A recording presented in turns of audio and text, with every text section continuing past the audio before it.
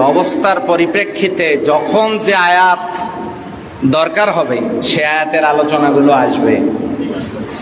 এই জন্য অবস্থার পরিপ্রেক্ষিতে এখন আমরা সূরা আল ইমরানের কত নম্বর আয়াত থেকে আলোচনা শুনব?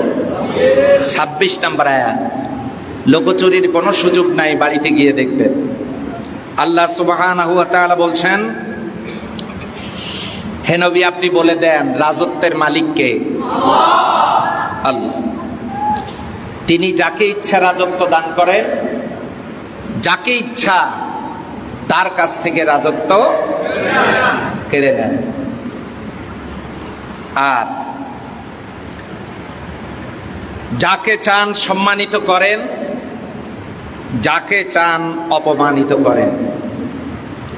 আর তার হাতেই কল্যাণ এবং অকল্যাণ।